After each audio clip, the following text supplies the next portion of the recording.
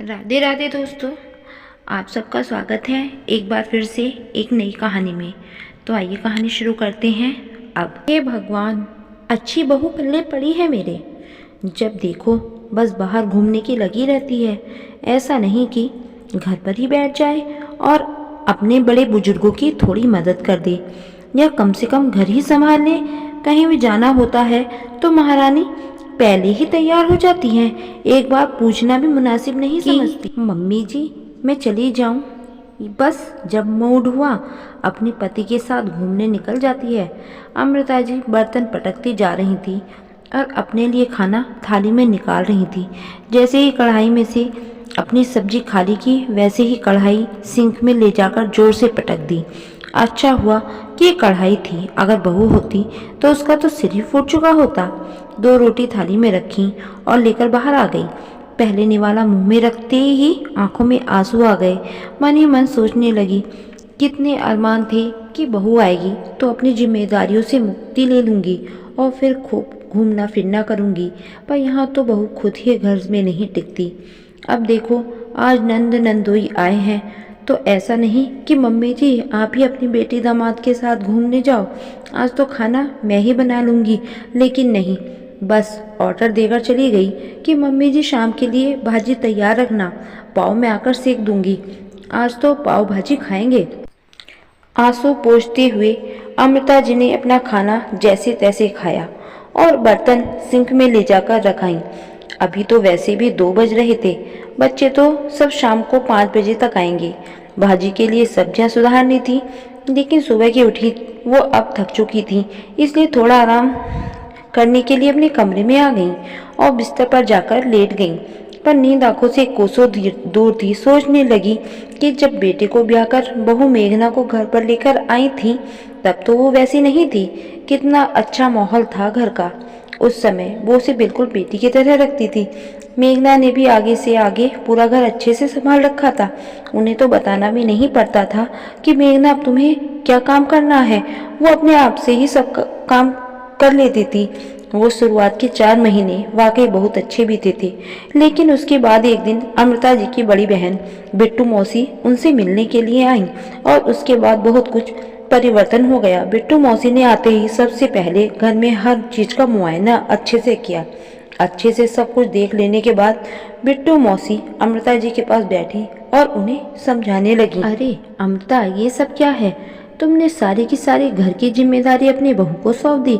अरे आए हुए अभी उसे जुम्मे जुम्मे 4 दिन हुए हैं और तुमने इतनी बड़ी जिम्मेदारी उसके हवाले कर दी।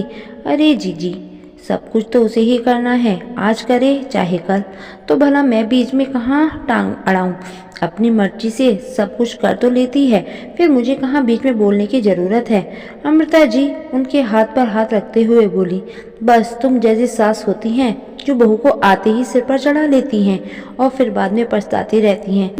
तब उनकी बात को अमृता जी ने ऐसे ही टाल दिया। खैर 2 दिन बाद मेघना को अपने पति समर के साथ उनके दोस्त की शादी में जाना था, क्योंकि डेस्टिनेशन वेडिंग थी। इस कारण से मेघना और समर ही शादी में जा पाए। बाकी अमृता जी अपनी बहन बिट्टू मौसी के साथ घर पर ही रुक गईं। लेकिन जाने से पहले मेघना अपना सामान पैक कर रही थी। उस समय उसने अमृता जी को अपने कमरे में बुलाया। अमृता जी के साथ साथ बिट्टू मौसी भी कमरे में आ गई। मेघना अमृता जी को बताकर कपड़ों के साथ मैचिंग के गहने रख रही थी। तभी बिट्टू मौसी ने देखा कि अमृता ने अपनी शादी के सारे सोने के गहने अपनी अलमारी में ही रख रखे थे। उनमें से कुछ गहने निकालकर उसने अपने बैग में रख लिए। ये देखकर बिट्टू मौसी को बिल्कुल अच्छा नहीं लगा। इधर मेघना और समर घर से रवाना हुए। उधर बिट्टू मौसी ने अमृता जी के कान भरने शुरू किए। अमृता, तू तो ना पूरी ना समझ ही रही। अरे बहू को आते ही सारे गहने रखने को कौन दे देता है? तेरी बहू ने सारे सोने के गहने, चाहे वो सबके मायके से आए हों या ससुराल से चढ़ाए हों, सब कुछ अपनी अलमारी में ही रख रखे हैं। तेरा आगे चलकर क्या होगा, मुझे तो कुछ भी समझ में नहीं आ रहा। अरे जीजी, बहू के गहने हैं तो बहू के पास ही रहेंगे ना, भला मैं उन्हें रखकर क्या करूँगी?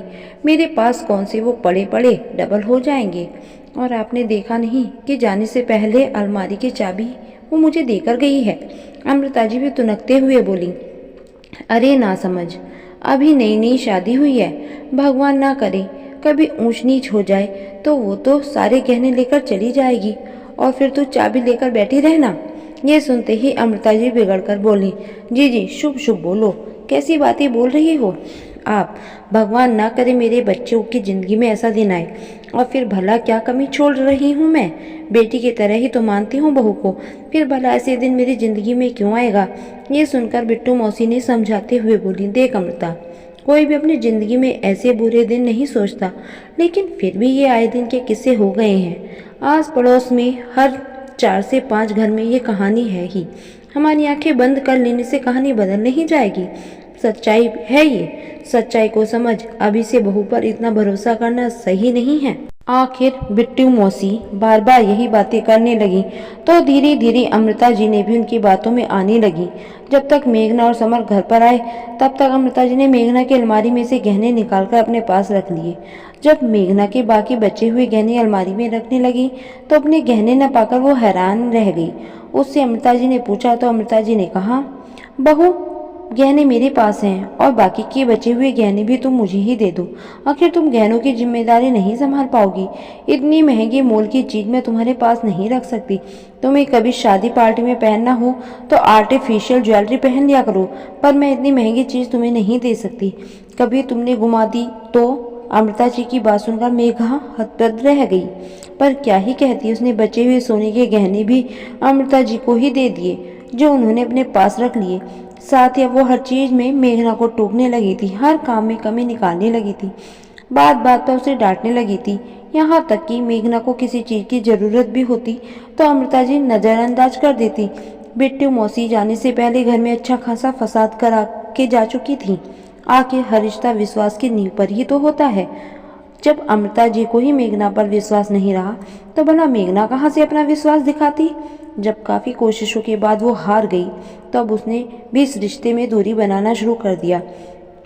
अब जब भी उसे मौका मिलता वो समर के साथ बाहर घूमने निकल जाती। जितना वो कर सकती उतना ही काम करती, बाकी अमृता जी को ही देखना पड़ता। माँ बेटी का रिश्ता तो दूर की बात थी, अब तो सास बहू का रिश्ता ही संभलने में नहीं आ रहा था। इतनी में डोरबेल बजी तो अमृता जी की तंद्रा टूटी। उन्होंने जाकर दरवाजा खोला तो कोरियर था। उन्होंने कोरियर लिया और वापस आके कमरे में आ गई, पर अब सोने का मन नहीं था, इसलिए सब्जियां लेकर सुधारने बैठ गई। सब्जियां सुधारते सुधारते भी उनके दिमाग में यही सब चल रहा था। बहू तो नहीं बदली थी, उसे तो उन्होंने बदल दिया। उनके विश्वास ने उनके घर में एक अजीब सी रेखा खींच दी, क्योंकि अब वो टिपिकल सास बनकर थक चुकी थी। सब्जी सुधारते सुधारते ही उन्होंने मन में ठान लिया कि उन्हें मेघना से बात करनी ही पड़ेगी। शाम को जब बच्चे घर आए तो भाजी तैयार थी। मेघना ने फटाफट गर्मा गर्म पाव सेक कर सबको खिला दिए और फिर आखिर में खुद खाने बैठी। बाकी सब लोग अपने अपने कमरे में आराम करने चले गए। इतने में अमृता जी उसके पास आकर बैठ गई। उन्हें यूं अपने पास बैठे देखकर मेघना को हैरानी हुई, क्योंकि काफी टाइम वो मेघना के पास नहीं बैठी थी। कुछ काम था मम्मी जी आपको, मेघना ने कहा। तुम तो ऐसी नहीं थी। जब पिछली बार तुम्हारी ननद यहाँ आई थी तब तुम घर संभालती थी और अब सब घूमने एक साथ ही बाहर जाते हो। लेकिन आजकल देख रही हूँ जब भी कहीं बाहर जाने का काम होता है तुम पहले निकल जाती हो। मुझे तो पूछती भी नहीं हो कि मैं चलना चाहती हूँ या नहीं। यहाँ तक कि तुम्हारी मर्जी होती है तुम उतना ही करती हो, उसके आगे तुम्हें कोई लेना देना नहीं। क्या ये घर तुम्हारा नहीं है? तुम इसे संभाल नहीं सकती? अमृता जी इतना कुछ कह गई तो मेघना ने सुनकर उनकी तरफ हैरानी से देखने लगी। मैं तुमसे ही पूछ रही हूँ, कोई जवाब है तुम्हारे पास? क्या एक बहू की तरह तुम्हारा फर्ज नहीं है कि तुम घर को संभालो? अब सब कुछ मेरे माथे छोड़ जाती हो। अरे माना कि तुम्हें घूमने फिरने का शौक है तो घूमा करो, लेकिन घर को संभालने के बाद मम्मी जी कैसी बातें कर रही हो आप? मैं गहने नहीं संभाल सकती तो आपका घर क्या खाक संभाल लूंगी?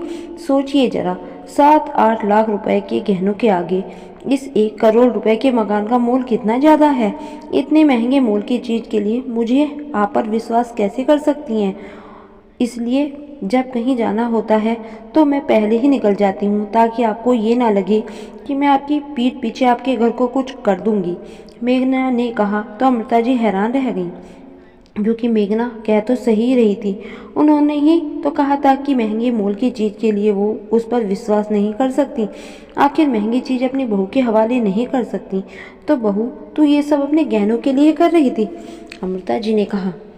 और नहीं तो क्या मम्मी, हमने ये कहा था भाभी से ऐसा करने के लिए। आपने एक पल भी नहीं सोचा। भाभी उस समय जब मेरे ससुराल में आई थी तो आर्टिफिशियल ज्वेलरी पहनकर आई थी। कितना बुरा लगा था मुझे जब पता चला कि आपने बिट्टू मौसी की बातों में आकर भाभी के सारे गहने लेकर रख लिए। अचानक अपनी बेटी को बीच में बोलता देखकर अमृता जी हैरान रह गईं। आखिरकार अमृता जी को भी एहसास हो गया कि उन्होंने भी दूसरों की बातों में आकर अपने ही घर में अविश्वास पैदा कर लिया। खैर, कुछ दिनों बाद उन्होंने अपनी बहू के गहने वापस कर दिए। साथ ही साथ अपने कान भी पकड़ लिए कि आज के बाद कभी दूसरों की बातों में आकर अपने घर में आग कभी नहीं लगाएंगी। तो दोस्तों, आपको आज की कहानी कैसी लगी? अगर कहानी अच्छी लगी हो तो कमेंट्स बॉक्स में अपनी राय हमें ज़रूर दें और चैनल को सब्सक्राइब करके वीडियो को लाइक ज़रूर कर दें। फिर मिलते हैं आपको एक नई कहानी के साथ। तब तक के लिए आपका धन्यवाद।